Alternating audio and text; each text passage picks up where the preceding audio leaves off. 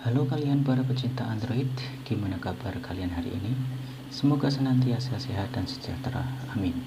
Di kesempatan kali ini, saya akan merangkum alur cerita dari film garapan Patrick Reynolds, yaitu Drug Like.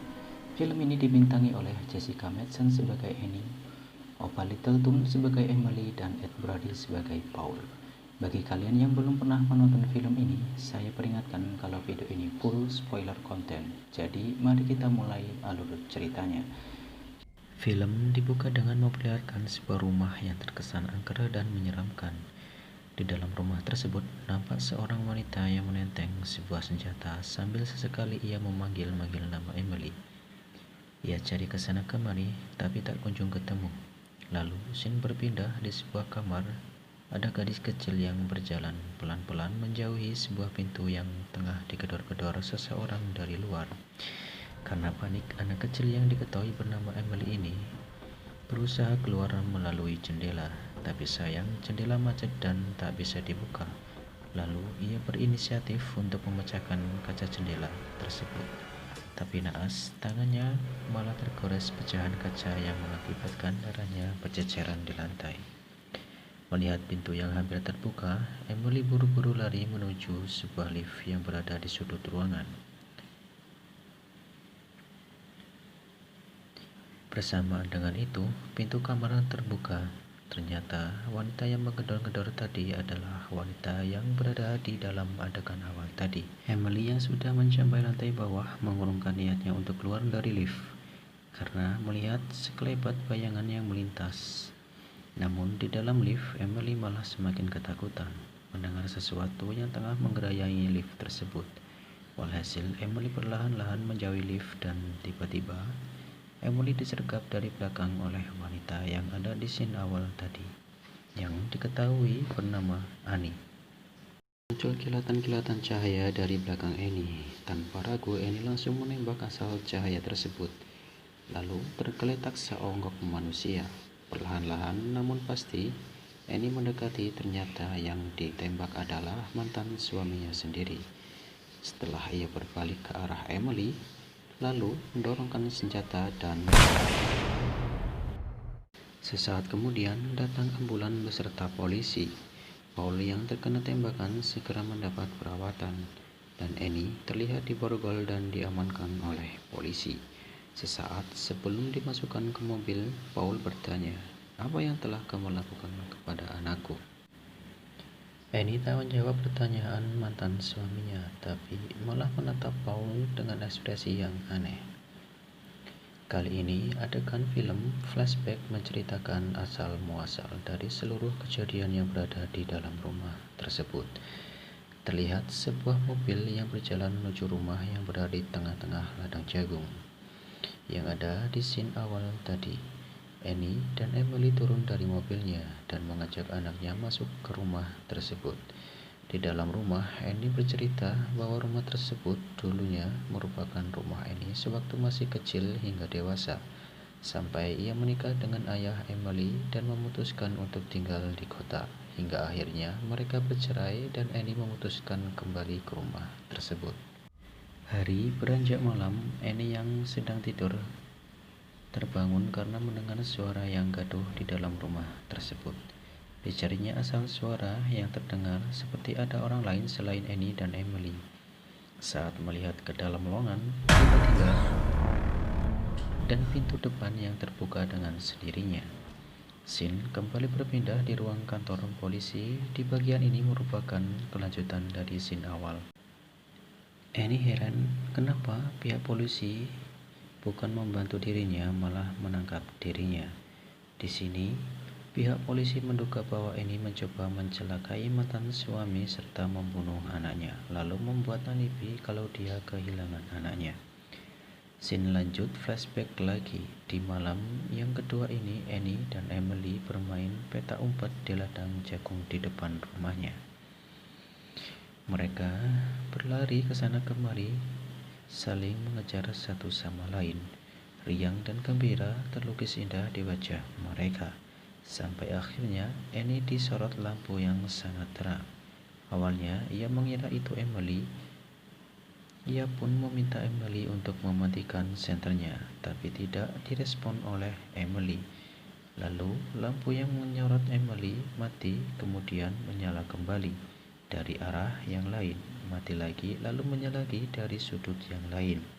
Annie sadar ada sesuatu yang tidak beres di ladang tersebut. Lalu ia bergegas lari mencari Emily. Betapa terkejutnya Annie mendapati Emily sudah berada di atas loteng rumah mereka. Lantas Annie buru-buru menghampiri Emily sebelum terjadi hal yang tidak diinginkan. Keesokan paginya, Annie melaporkan kejadian yang ia alami semalam kepada polisi. Mbak-mbak polisi mengajukan pertanyaan kepada Annie, lalu menyimpulkan bahwa apa yang dialami Emily hanyalah perbuatan iseng para bocil, tapi Annie yakin kalau yang ia alami bukan sekedar perbuatan iseng belaka. Malam berikutnya, Annie mendapat gangguan lampu-lampu yang begitu terang mengarah ke rumahnya. Kali ini Annie keluar dan mendekati lampu itu. Seketika lampu pun mati. Saat ia berbalik dan melihat ke arah rumahnya, betapa terkejutnya ia melihat sesosok bayangan yang perlahan-lahan mendekati kamar Emily. Annie pun bergegas masuk ke kamar Emily, tapi ia terheran karena tak mendapati seseorang pun kecuali anaknya. Kejadian ini pun ia laporkan lagi ke polisi, tapi malah menyangka Annie hanya berhalusinasi karena tak ada cukup bukti di TKP. Annie sedikit kesal karena ini menyangkut keamanan ia dan anaknya, sementara polisi hanya menanggapi skenanya. Sin berganti ke kantor polisi. Annie sudah mengatakan dengan sejujur-jujurnya apa yang ia alami selama ini dan juga hilangnya Emily, tapi lagi-lagi mbak polisi ini tetap tak mempercayai cerita Annie. Karena Emily anaknya, dahulu ketika ditanya pihak polisi juga mengatakan tidak melihat apapun di rumah tersebut dan menyangka bahwa Annie mengalami gangguan jiwa lalu melakukan kekerasan kepada anaknya, sebab dulu polisi pernah menemukan Emily dengan keadaan hidup berdarah di tengah jalan dan mengatakan kalau ia tak mau lagi tinggal di rumah tersebut, yang memperkuat dugaan bahwa Annie yang melakukan semua ini. Begitu juga Paul, suaminya. Ia tak mempercayai cerita Annie dan menyindir kalau Annie gila walau tidak mengatakan secara langsung. Lalu Sin menyambung di awal film yang dimana Annie terlihat menembak Emily. Ternyata Annie tidaklah menembak Emily, melainkan sesosok monster alien yang ia tembak. Tapi tidak mati, malah kini si alien menangkap Emily dan membawanya entah kemana. Kejadian ini juga ia ceritakan kepada polisi, bahwa anaknya hilang diculik alien. Tentu saja mbak-mbak polisi tertawa dan yakin kalau Annie benar-benar gila, dan resmilah ia jadi tersangka. Annie pun dibawa ke bangsal penjara, tapi di tengah perjalanan, mobil yang membawa para tahanan mengalami kecelakaan nyemplung ke kali. Alhamdulillah, Annie masih selamat walau terluka cukup parah, sementara para tawanan dan polisi yang lainnya tewas di tempat. Kesempatan ini ia manfaatkan untuk melarikan diri menuju rumahnya, karena ia yakin kalau anaknya berada di suatu tempat di rumah tersebut. Semalaman ia menunggu alien itu muncul, tapi tak ada pergerakan apapun di rumah itu. Merasa caranya kurang efektif, Annie pun pergi menemui seseorang yang mengetahui tentang teori konspirasi termasuk hal-hal yang berbau alien. Orang itu bernama Walter. Di rumah Walter, Annie disambut dengan ramah sambil mengorek informasi tentang alien yang pernah Annie lihat. Lalu mengonfirmasikan bahwa alien yang Annie lihat termasuk jenis alien humanoid yang memangsa anak-anak untuk diserap energinya, kemudian dijadikan sebagai sumber kekuatan mereka. Karena bagi mereka, anak-anak masih murni, belum terlalu kebanyakan micin. Setelah mengorek informasi dari Annie, Walter kemudian menjebak dan mengurung Annie di salah satu ruangan di rumah Walter dengan tujuan supaya Annie tidak membunuh alien tersebut, karena Walter ingin alien tersebut tetap lestari, aman, dan sejahtera, sekaligus sebagai bukti dari teorinya yang selama ini hanya dianggap dongeng oleh masyarakat dunia. Selanjutnya, Walter pergi menuju rumah Annie untuk melihat dan berkenalan dengan si alien. Benar saja, baru juga sampai Walter langsung disambut oleh alien yang tanpa basa-basi langsung menggerawak muka si Walter. Walhasil, Walter pun lari ketakutan menuju mobil lalu ngibrit meninggalkan si alien. Tapi di tengah jalan Walter mengalami kecelakaan karena diserang alien yang tiba-tiba sudah berada di dalam mobilnya. Singkat cerita, Walter pun tewas diserang alien yang menghisap seluruh energi di dalam tubuh Walter.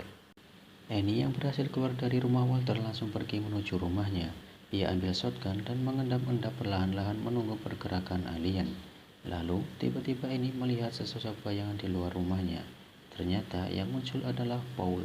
Sepertinya ia juga sedang mencari kebenaran cerita Annie sekaligus menemukan keberadaan Emily. Tapi sayang, pencariannya harus terhenti karena ia juga diserang oleh alien. Annie yang mencari Emily juga kegep sama mbak-mbak polisi yang sudah siap menangkap Annie. Tapi ia harus tewas diserang oleh alien yang tiba-tiba muncul di belakangnya. Setelah menghisap energi dari mbak-mbak polisi, alien itu kini menyerang Annie. Namun Annie berhasil memberikan perlawanan yang sengit yang membuat alien itu terkapar tak berdaya. Tapi sayang, alien itu berhasil melarikan diri. Singkat cerita, Annie berhasil menemukan sarang si alien yang ternyata sarang tersebut berada tepat di bawah lift yang berada di dalam rumahnya.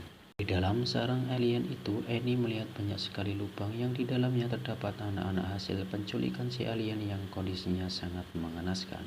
Mereka dijadikan semacam batu baterai penyuplai energi untuk si alien. Di situ juga Annie menemukan Paul dalam keadaan tak sadarkan diri dan terluka parah. Annie berusaha menyadarkan Paul. Setelah sadar, Annie bertanya apa yang terjadi kepadanya. Paul mengatakan bahwa ia tak mampu mengingat apapun. Lalu mereka mencari keberadaan Emily di sarang tersebut. Dengan naluri yang kuat sebagai seorang ibu, Annie berhasil menemukan Emily yang tengah diambil energinya oleh si alien. Paul di sini mulai merasa bersalah karena tak mempercayai Annie. Untuk menebus kesalahannya, Paul mengorbankan dirinya dengan menyerang alien tersebut dan memberikan waktu untuk Annie supaya Annie dapat menyelamatkan Emily. Paul yang sudah terluka dengan mudah dikalahkan oleh si alien. Tapi untungnya, Annie sudah berhasil membawa Emily.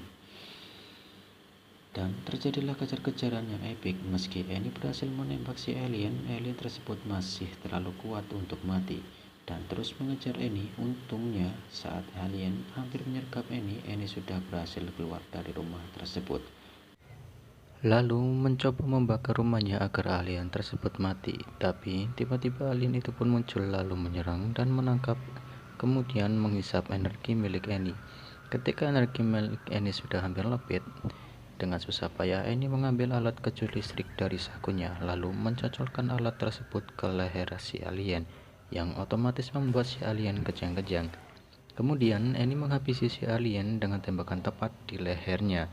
Lalu Annie pun membakar rumahnya dan alien itu pun terbakar di tengah-tengah kobaran api yang menghanguskan seluruh rumah tersebut.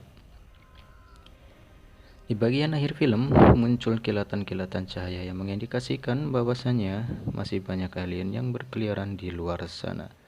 Jadi buat kalian harap berhati-hati dan tidak sembarangan main di semak-semak apalagi di hutan ya. Itulah tadi cerita singkat dari film Truck Like. Tinggalkan kritik dan saran kalian di kolom komentar. Saya Joe pamit undur diri dan sampai jumpa di konten berikutnya.